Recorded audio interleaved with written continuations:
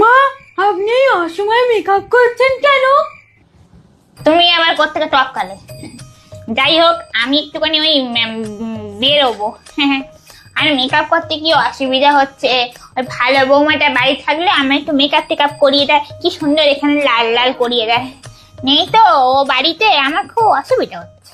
সবসময় দিদি মেকআপ করিয়ে আর নিজের নাম কেনে, আমি এবার নাম কিনবো। মা, আমি মেকআপ করতে পারি। তুমি পারো? সত্যি বলছো?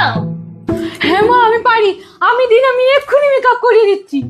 না না, তোমাকে মেকআপ করে দিতে হবে না, আমি ফাউন্ডেশন সব লাগিয়ে নিয়েছি।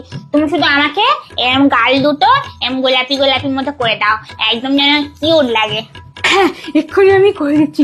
মা, আপনি চশমাটা খুলে আর এইদিকে আমার দিকে মুখটা এরম করে বাড়িয়ে দিন। হ্যাঁ হ্যাঁ, দাঁড়াও, এনো।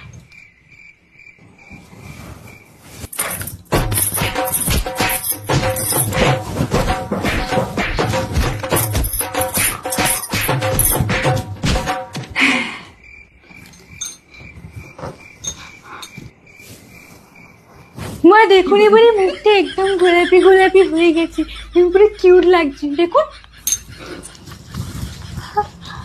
এ বাবা, আমার গাল দুটো পুরো লাল হয়ে গেছে। মা, আপনি ওরম করছেন কেন? গাল দুটো তো একদম পুরো লাল টুসটুসে হয়ে গেছে, গোলাপ জামের মতো, খুব সুন্দর লাগছে। হ্যাঁ, ঠিক বলেছ।